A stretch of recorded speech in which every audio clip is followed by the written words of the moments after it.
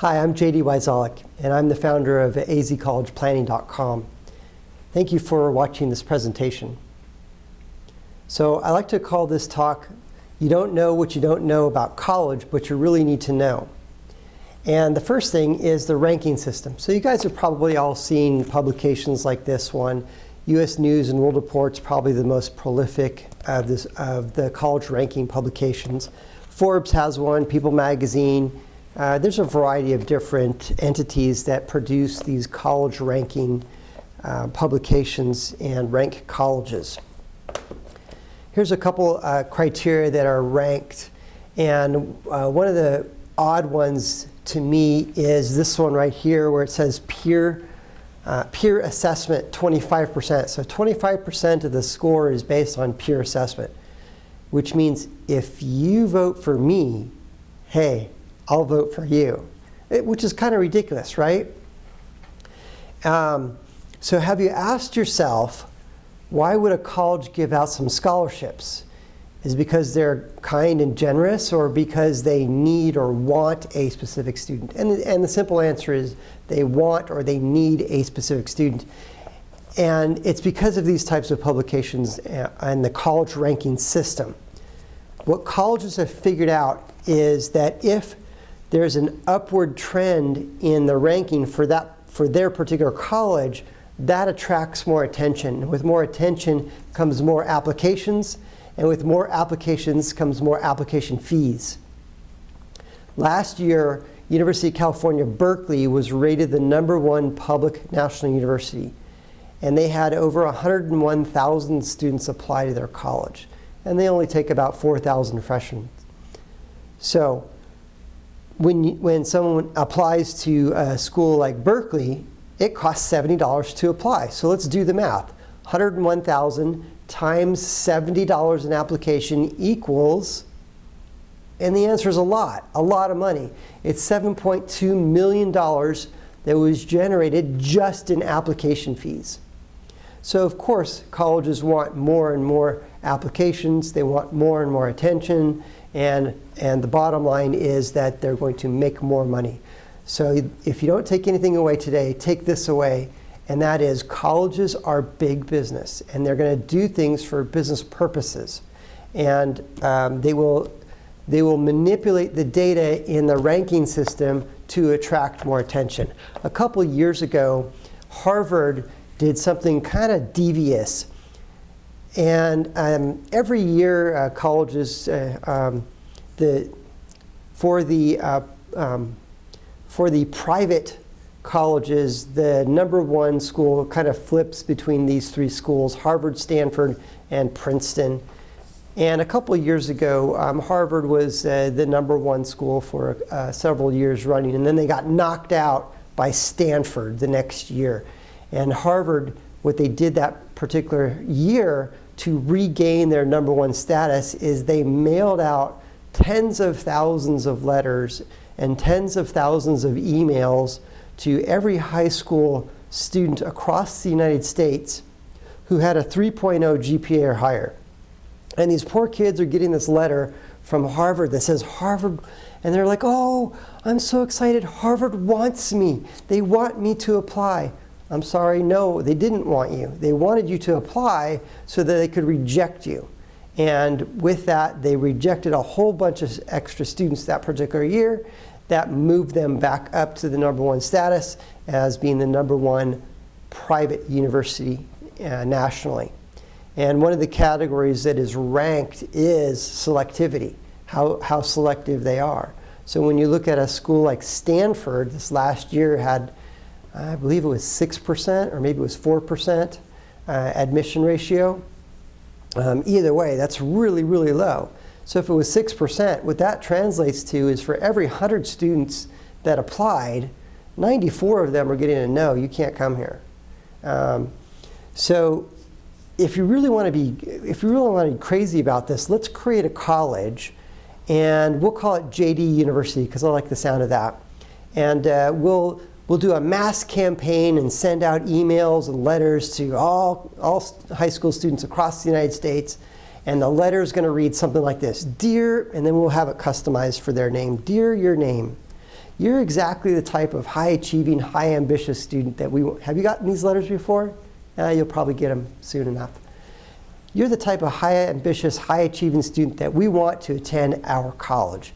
In fact, we want you so much, we're going to waive the application fee if you use this special link. So we'll do that. We'll send that out to all these high school students. And then what we will do is we will reject 100%. You know what that makes us? The most selective college. I mean, how ridiculous is that? So when you're looking at colleges and you're looking at the rankings for these colleges, understand that these colleges are aware that the higher they're ranked, that the more attention that they're going to get. And because of that, they're going to manipulate the data. There are some colleges that have falsified data. Falsified, by the way, means lied. They falsified data so that they can make themselves look better on these ranking systems. When we're looking at colleges, the first thing that we want to look at is the cost of attendance. And when we talk about the cost of attendance, that incorporates everything. That incorporates tuition, fees, room and board, meal ticket, lab fees, parking pass, student ID card, all of that stuff together. We want to know what that number is. And here we are in Arizona. The three state schools, NAU, ASU, and U of A, they are all hovering around $29,000 for 1 year. Okay. If you haven't visited any colleges, I would highly recommend that you go and visit some colleges. Go visit some colleges that are local to your area. If you're here in Arizona, especially in the Maricopa, Scottsdale, Phoenix area, go visit these three schools. We've got ASU, Grand Canyon, and Arizona Christian University.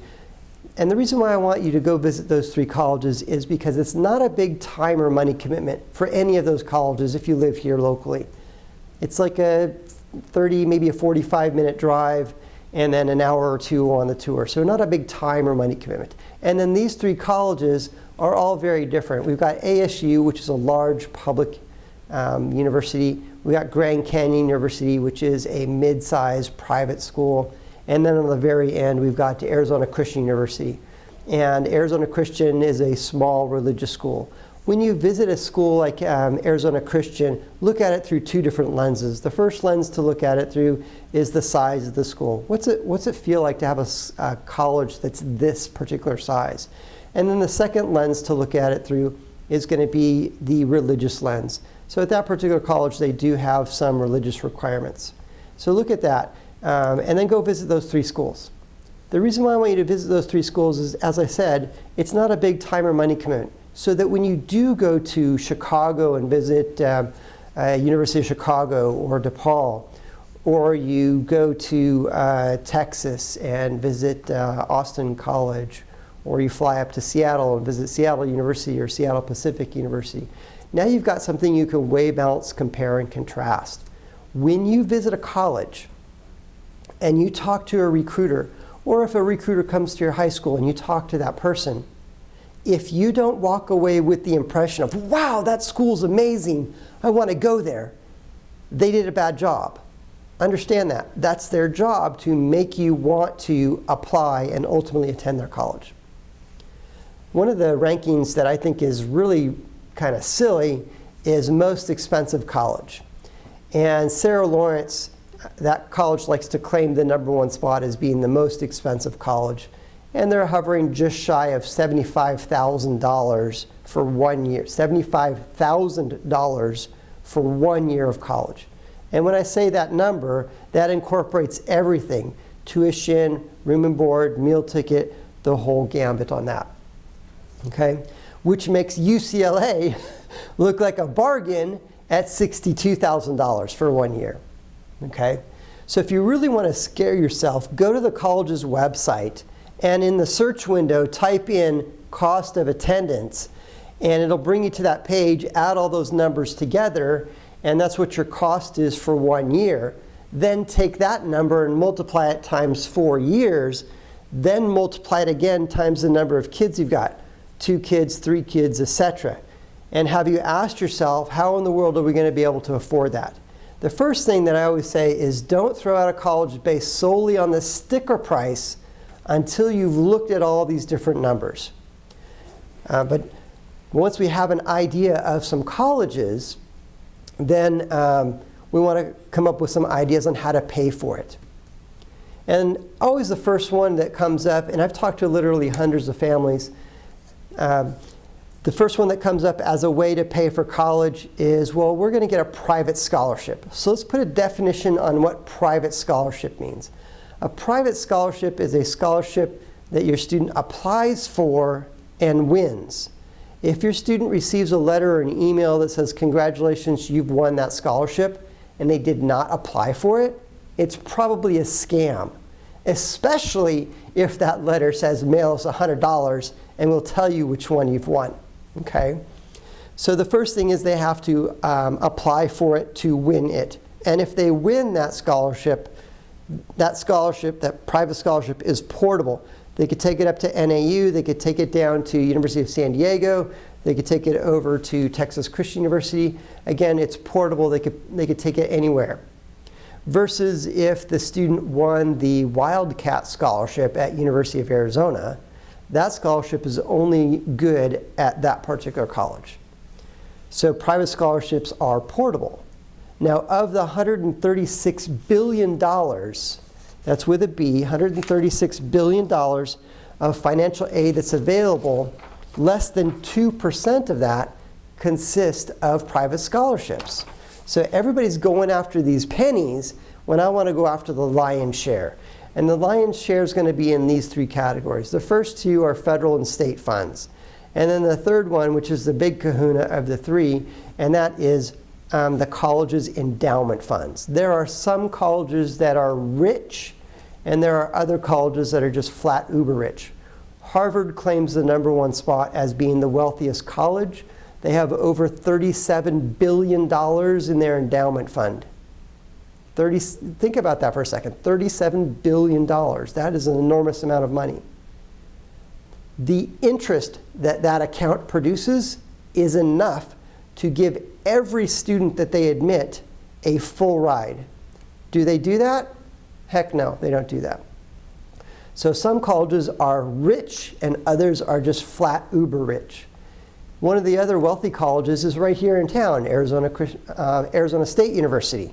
And ASU, they're hovering around $800 million, just shy of $1 billion in their endowment fund. That is an enormous amount of money.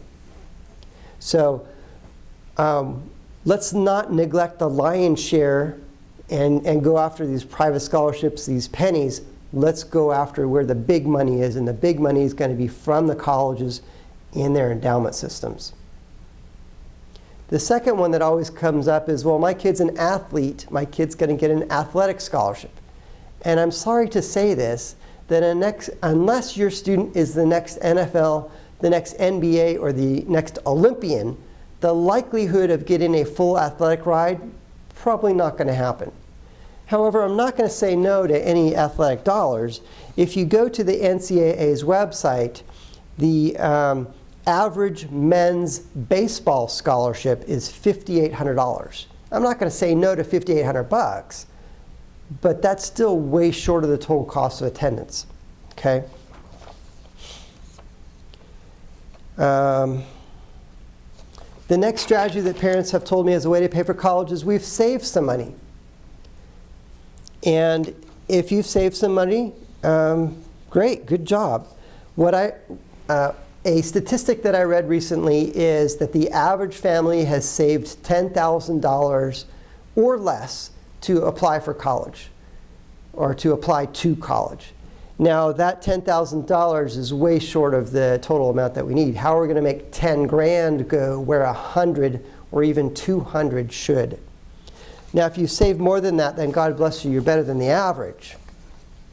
Now the question is, the money that you have saved, how does the financial aid system look at that? And there are three buckets of money. The first bucket of money is money that's in the student's name, and that gets assessed at the highest percentage, anywhere from 25 to 50%. The second bucket of money is money that's in the parent's name, and that gets assessed at a lower percentage, anywhere from 5 to 15%, depending on the financial product. And then and sometimes by rolling over who the owner is, no, the student's not the owner of this product, The parent is the owner of this product. Sometimes we can qualify for more need-based aid. Now there's a third bucket over here, and that third bucket has an umbrella over it, and that umbrella is the retirement system. And any money that is parked in that bucket is not assessed. So we want the bulk of our money in one of those types of products in the retirement system. So again, sometimes by rolling over who the owner is, no, the parent is the owner, or from one financial product to a different financial product, we could qualify for more need-based aid. But what about 529s? When President Bush left office, one of the last things that he did was he signed a bill that said 529s are considered the asset of the parent. Thank you, JD, for telling me that, because we have a 529. I need to add some more data to that. When we are applying to a college and we tell that college, I've got a 529, they're going to go, tag, that's my money, I want it. And they're going to take that money and they're going to split it into quarters. I want 25% freshman year, 25% sophomore year, 25% junior, and 25% the senior year. So again, sometimes by moving money from one product to another product, we could qualify for more need-based aid. Here's my disclaimer on that. Before you move money around or any of that stuff, you need to know what the ramifications are, both positive and negative. Sometimes it's smart to move money around, sometimes it's not. Each family and each student situation is unique and different, so we'll need to check that out. Another strategy that parents have told me as a way to pay for college is we're going to pay as we go. Most colleges do not have a payment plan. Typically, they're going to want a full semester or an entire year up front. Now granted, there are some colleges that do have payment plans. For example, La Sierra in Riverside, California. The last time I looked at that college, they had a payment plan, and it was $75 on top of whatever the payment was. Okay? So again, typically they're going to want a full semester or an entire year up front. The next strategy that parents have told me as a way to pay for college is we're going to borrow the money. And there's a loan out there called the PLUS loan, P-L-U-S. And that stands for Parent Loan of Undergraduate Student. Now theoretically, if a student applied to a college like Sarah Lawrence with a sticker price of $75,000, and that student did not receive any scholarships at all, theoretically, that college could offer the parents a Parent Plus loan for $75,000 for 1 year. Okay? Please don't do that, by the way. But I want to tell you what some colleges are doing. I had a family who came in for one of my complimentary consultations, and they wanted to know what the heck it was they were about to sign for. And I have a stack of award letters here. And the award letter is kind of like an invoice. It says, here's how much we're giving you in scholarships, grants, loans, work study. We're going to give you an iPad, or whatever. We want this. We want these award letters from each of the colleges that your student applies for before you make a financial decision. And then you want to compare the different award letters. So this family came in, and they were very excited because their award letter said PLUS $25,000. And they're like, woo, we got a $25,000 scholarship. And I said, I'm sorry, that is not a scholarship. That is a loan. So they had three realizations. The first realization was, this is a loan. We've got to pay it back. That was the first realization. The second realization was, this is a loan. We've got to pay it back now. Now, I know what you're thinking. You're thinking that student loans are deferred as long as the student remains in college, and that is true for the student loans. This is a parent loan, and parent loans are due 30 to 60 days after disbursement. So if your student starts college in September, they're going to want their first payment in October, November, December, somewhere in that time frame. Okay? That was their second realization.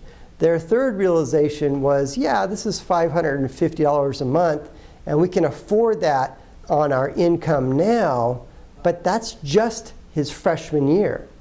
What if we were to take out a second PLUS loan the sophomore year for an additional $550. So those loans stack. Now they're at $1,000. Do it again the junior year. Now they're at $1,500. Do it again the senior year. Now they're over $2,000 a month. And they're asking, how in the world are we going to be able to afford that? Because that's just one of our 3 kids. I'm happy to report they didn't go that route. If you go to my website, azcollegeplan.com, click on testimonial, you can see exactly what Denise says about her daughter Courtney. She got admitted to a private college, and she got an incredible scholarship package, and she graduated 100% debt-free, and parents did not take out any educational loans as well. That's exactly what we want our students to start their lives with, as little student loan baggage as possible, preferably 0. The other thing about the Parent Plus loan is that the interest that is charged on it is not tax deductible. Do consult with your CPA on that one. The next strategy to pay for college that some parents have told me is we're going to pull money out of our equity out of our house. I won't go into all the details on that. You guys kind of have an idea of how that works anyway. And then the last one is liquidate retirement accounts. Please don't do that. But I want to tell you what some families are thinking. So let's create a scenario. We've got a scenario where we've got a family of 4, and junior applies to a college, and the cost of the college is $50,000 for 1 year. And junior got a half scholarship. So it's going to cost, they got a $25,000 scholarship, and it's going to cost $25,000 to go to that college. And this family has an adjusted gross income of $75,000. So follow me on the numbers on this, please. So they make $75,000, and it's going to cost $25,000 to go to a college. And they're looking at it saying, you know what, we've got money in our 401k, let's pull that money out. Now here's the double whammy on that one. The first one you're already aware of, and that is that if you're under age 59 and a half, you're going to get hit with those extra taxes and penalties. Yeah, we know that one, okay? The second whammy hits them the next year, because at $75,000 they qualified for this much aid. That $25,000 that they took out is now considered income. Now they're not at $75,000, now they're at $100,000, and they're going to qualify for less aid the next year. So again, before you move money around or any of that stuff, you need to know what the ramifications are, both positive and negative. That's pretty much the end of the depressing portion of this talk. I tell you it's not to give you a heart attack. It's a reality check. We all know that college is expensive, and we've probably seen some of the statistics that colleges have. And one of the statistics that colleges like to talk about is that the average college graduate earns $1 million more over their work lifetime than a high school counterpart. And it's $1.2 million is what the number came out to. And if you do the math on it, it's about a $40,000 a year difference, which is pretty significant. And another statistic that I came across, and it must be true because Harvard was the one that did the research on it, states that a college graduate is likely to live 7 years longer than the high school counterpart. So I guess the finding on that is if you want your kid to live longer, send him to college, right? Okay. There are a few acronyms that you need to learn. The first one we talked about, COA, which is cost of attendance. And the next one is EFC, and that stands for expected family contribution. Expected family contribution. The EFC is what the colleges and the federal government think or expect you to pay for college, regardless of if that number is astronomically ridiculous or not. Case in point is I had another family who came in for a consultation, and they wanted to know why their EFC was $101,000. So here's what that translates to. If their kid applied to a college that costs $50,000 a year, then they would be able to just write a check for $50,000. And your kid. The reality of it is that that's not true because their adjusted gross income was $89,000. And I said, your AGI is $89,000 and your EFC is more than 100% of your income, how did you do that? And I'm going through the numbers. And on the financial aid form, one of the questions was, how much do you have in your investment accounts? And they said, we are investing in our retirement. So we have $500,000 in our 401k. We've got another $250,000 in a Roth. And then we've got another $50,000 in a brokerage account. So $800,000. And they put that number on there. And that totally blew them out of the water for getting any need-based aid. What they did was they falsely reported that information. Remember that third bucket over here, that bucket that has the retirement system over it? So they falsely reported their 401k and Roth amount. If you want to learn more about the EFC, you can find this document online. It's called the Higher Education Opportunity Act. Higher Education Opportunity Act. I do have to warn you, it's 432 pages of the most god-awful, boring lawyer speak you can imagine. So if you're having problems sleeping at night, print off a couple of those pages, it'll knock you right out. Okay? I did have the joy of reading it. It took me about a month and a half to get through that sucker, but it covers every scenario any student might be facing, whether they're in a traditional household with a mom and a dad, or they're in a situation where parents are divorced or separated, or in a scenario where one parent is deceased, or both parents are deceased, or the kid's homeless, or living with a guardian or a relative. It covers all those different scenarios in that. What we want to do is we want to try and get our EFC as low as possible, and there are some legal and ethical ways to do that. If you know the rules, it's easier to play the game, and with knowledge, we can lower our EFC. There are two main financial aid forms. And the first one is the Fafsa form. And for those of you that are watching this video, please write it down as you see it there. fafsa.ed.gov is the correct website. If you go to an online presence, Google or Yahoo or some other search engine, and type in financial aid for college or FAFSA and allow that to search, please don't click on the first one, because the first website on there will ask you all the same questions that are on the Fafsa form. Then it will say, would you like us to submit this on your behalf? What's your credit card number? And then they charge you anywhere from $75 to $130 to submit it. If you go to the correct website, there is no charge, hence the name Free Application for Federal Student Aid. So that's the first form, and the FAFSA is going to be the form that will calculate out your EFC, your expected family contribution. It's going to ask you a whole bunch of questions. What is your adjusted gross income? How much do you have in your checking and savings accounts? How much do you have in these other types of accounts that are exposed? And how many are in your household? What's the age of the oldest parent? Those are all things that are calculated into figuring out the EFC, the expected family contribution number. Another way to look at the EFC is kind of like a car insurance deductible, that God forbid you're in an accident, before the insurance company will pay to repair or replace your vehicle, you have to come up with that deductible number first. So it's kind of a similar concept with a college. Before the college gives out any need-based aid, that family has to come up with that EFC number first. And the Fafsa form is the form that will calculate out your EFC. The second form is called the Css Profile. And the Css Profile is administered by College Board. College Board and collegeboard.org, they are the entity that make the SAT test, AP test, CLEP test, and a few other things. College Board is a really good website. It's got a bunch of great information on there. Something that you need to know about College Board and the SAT in particular is you're probably already aware that in March of 2016, College Board announced that they were going to revamp the SAT and make a new one and all that, and they called it the redesigned SAT. And it went back to the old 1600 model. So 1600 is a perfect score on the current SAT.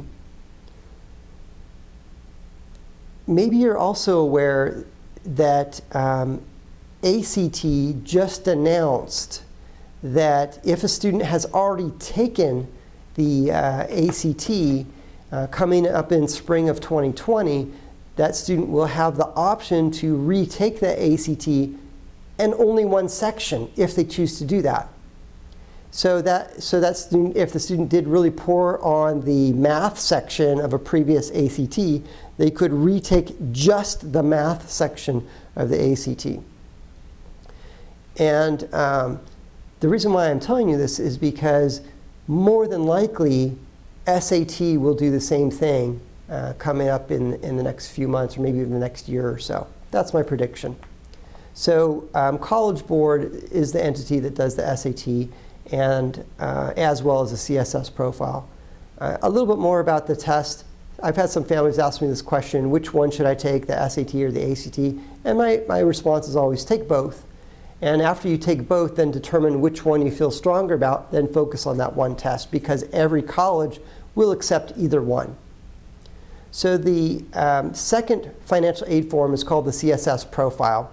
And the CSS Profile asks all the same questions that are on the Fafsa form.